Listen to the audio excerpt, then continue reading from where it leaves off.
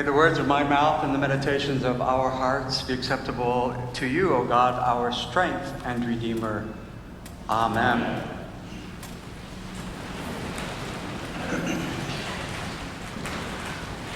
On Tuesday this past week, St. Mark's continued hosting the organization Families Against Narcotics, known as FAN. FAN has been meeting at St. Mark's for about 3 years now, and Mother Sue and I are there to be of support and assistance. Some 55 participants gathered in the parish hall to be together, to support one another, to share stories of loss, to share stories of hope, and to hear a presentation by a former judge, Judge Linda Davis. Judge Davis spoke with a kind of amazing, articulate passion which was captivating, engaging, and extremely informative, in part because her own daughter suffers from addiction. One of the things that Judge Davis indicated was that we are becoming a more and more complacent society. Young people, perhaps in particular, are becoming less and less passionate about the world in which we live. As social media, cell phones, Twitter accounts, and other forms of communication drive more and more of us inward, passion for life around us seems to be slipping away. For me, and if I leave my house without my iPhone, you better believe that I drive right back into my garage. I run into the house and grab my phone. It seems to have become an extension of my body. I can't imagine not having it on my person. Just in case. In case of what? A call from the Archbishop of Canterbury? A call from our governor? A call from God? Not likely. Is it true that social media are more and more in control of our lives, and we are being driven more and more inward?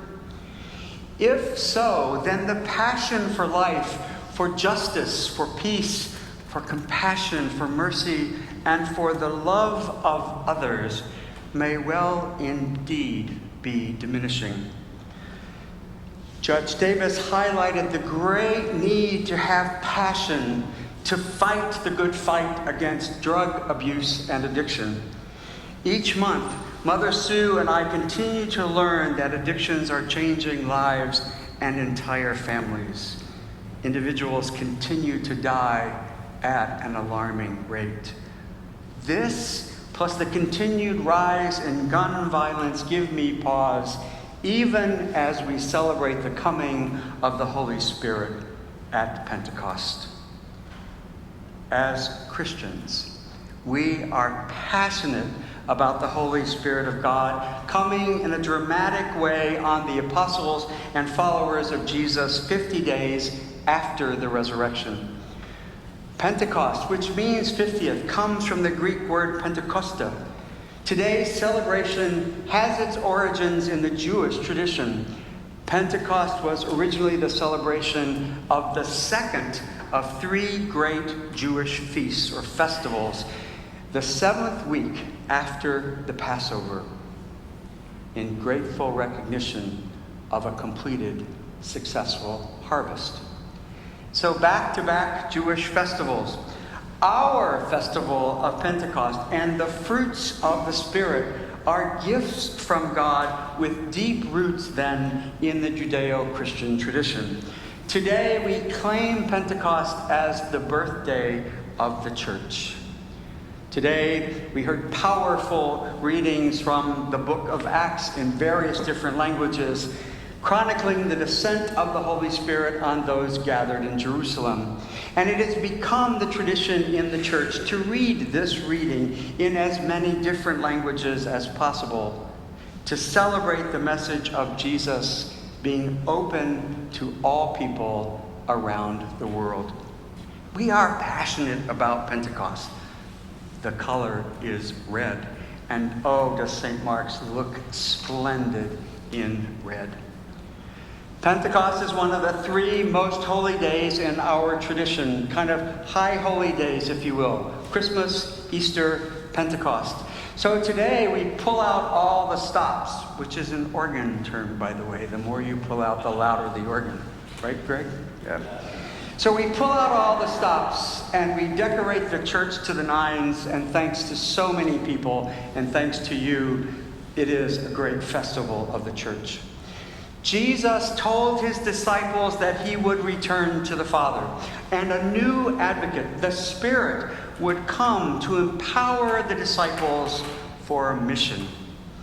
Can we possibly imagine what that looked and felt like on that day when the Spirit descended on the apostles and the disciples, including Mary, the mother of Jesus? Just imagine that Jews and non-Jews alike were gathered together and were enabled to comprehend who Jesus was, what he came to do in life, and his legacy of love for all people. Tradition tells us that there are 7 primary gifts of the Holy Spirit. Those 7-fold gifts are wisdom, understanding, counsel, fortitude, knowledge, piety or reverence, and the fear or awe of the Lord. Great theologians such as St. Thomas Aquinas and St. Augustine of Hippo wrote about these gifts. For us, these gifts are already ours. They have been and continue to be freely given.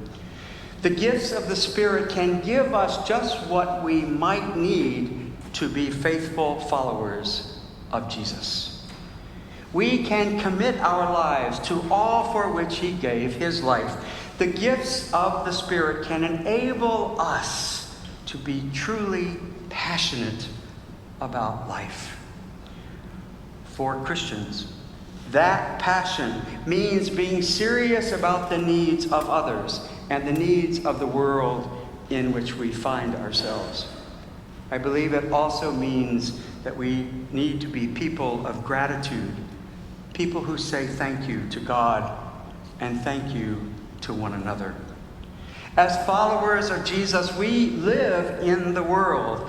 We take what we learn in this place into the world. We ask God to transform us into passionate people who truly care about others. We care about the hungry, the poor, the homeless, those suffering from addiction or violence of any kind, those without proper drinking water, the sick, and the dying. Today, we also care about graduates and wish them all the best in their next phase of life. As Christians, we are called to passionately care and love all people. How we do that is up to each one of us individually. How we do that is informed by listening to the Holy Spirit of God speaking deep within us. We need to make time for that to happen. God's Spirit calls us to be all we can be as followers of Jesus. For some of us, that just may mean a shift in life. It may mean being more attentive to who we really are before God and what changes we might need to make in life. Can we be more other-oriented, more kind, more generous, more caring, and more loving? For me, the answer is yes. How about you? The gifts of the Spirit of God are gifts we have already been given. We can embrace them with passion. We can make them our own and enable them to help us become life-giving examples of God's Spirit, active and alive in the world. May it be so today and every day of life. Happy Pentecost. Amen.